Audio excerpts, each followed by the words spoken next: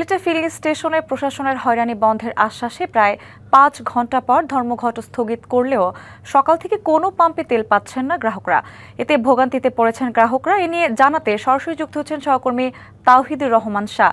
তাওহিদুর, ধর্মঘট প্রত্যাহারের পরও কেন তেল দিচ্ছেন না পাম্প মালিকরা এবং সংকট আসলে কোথায়, বিস্তারিত জানাবেন। যেমনটি বলছিলেন, সিলেটের গতকাল রাত থেকে কিন্তু সিলেটের সকল পেট্রোল পাম্প তেল গ্যাস দেওয়া বন্ধ সিলেটের সকল পেট্রোল পাম্প তেল গ্যাস দেওয়া বন্ধ ঘোষণা করেছে পেট্রোল পাম্প ওনার্স অ্যাসোসিয়েশন। রাতে এই বন্ধ ঘোষণার পর কিন্তু সকল পাম্পেই তেল গ্যাস ইত্যাদি দেওয়া হয়নি। তারপর আমরা সংগঠনের পক্ষ থেকে একটি প্রশাসনের সিলেট মেট্রোপলিটন পুলিশের কমিশনারের সাথে সংগঠনের ভারপ্রাপ্ত সভাপতি রিয়াসাত আজিম আদনান তারা একটি বৈঠক করেন এবং তারপর রিয়াসাত আজিম আদনান ৫ ঘণ্টা পর ঘোষণা দেন যে আসলে ধর্মঘট প্রত্যাহার হয়ে গিয়েছে। তবে সকালে আমরা চিত্রটি দেখলাম ভিন্ন।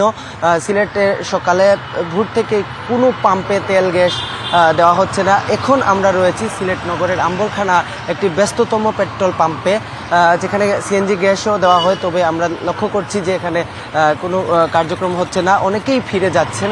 আমরা বিশেষ করে যারা মোটর বাইক, সিএনজি চালিত অটোরিকশা বা প্রাইভেট কার রয়েছে, তারা কিন্তু প্রাইভেট কারগুলো কোনো যানবাহনেই তারা আসলে গাড়ি পাচ্ছে না। তো সংগঠনের পক্ষ থেকে আসলে তাদের সাধারণ সম্পাদক হুমায়ুন কবির আমাদেরকে যেটি জানিয়েছেন যে আজকে বেলা 11টার সময় সিলেট বিভাগীয় কমিশনার কার্যালয়ে প্রশাসনের গুরুত্বপূর্ণ কর্মকর্তাদের সঙ্গে একটি বৈঠক অনুষ্ঠিত হবে এবং সেই বৈঠকের পর আসলে সিদ্ধান্ত আসবে আসলে সিলেটের যে বন্ধ ঘোষণা করা যে পেট্রোল পাম্পে তেল গ্যাস সংগ্রহ সেটি চালু হবে কিনা।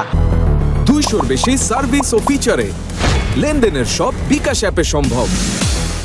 তো সেই 11টার আগের যে চিত্র, সেই চিত্রটি হচ্ছে সিলেটের কোনো পাম্পেই আসলে তেল গ্যাস পাওয়া যাচ্ছে না। ফলে মানুষজন ভোগান্তিতে পড়েছেন। যারা সিএনজি চালিত অটোরিকশা চালান তারা যেটি বলেছেন যে তারা অনেকেই মালিকের গাড়ি চালিয়ে থাকেন। ফলে সারাদিন যদি তারা গ্যাস না পান তাহলে তাদের পক্ষ থেকে আসলে মালিকের যে টাকাটা সেটি তারা দিতে পারবেন না। এমনিতেই তারা একটি বিড়ম্বনার মধ্য দিয়ে যাচ্ছেন। বেশ কয়েকদিন থেকেই আসলে তেল গ্যাস পেতে সমস্যা হচ্ছে। আর যারা মোটরসাইকেল চালান, দূরপাল্লার যারা মাইক্রোবাস নিয়ে এসেছেন, আমরা এয়ারপোর্টের কিছু যাত্রীদের সাথেও আমরা কথা বলেছি, যে তারাও যে বলেছেন যে এই যদি তাদেরকে সময় মতো তেল গ্যাস না পান তাহলে এয়ারপোর্টের যারা যাত্রী রয়েছেন তাদেরকে, যারা অনেকেই কমলগঞ্জ থেকে এসে আটকা পড়েছেন, এমনও যাত্রীদের আমরা পেয়েছি। তো সব মিলিয়ে কিছুটা ভোগান্তি রয়েছে। 11টার মিটিংয়ের আগ পর্যন্ত আসলে বলা যাচ্ছে না, এরপরই আসলে সিদ্ধান্ত আসবে তেল গ্যাস পাওয়া যাবে কি যাবে না। এই ছিল আমার কাছে সবশেষ।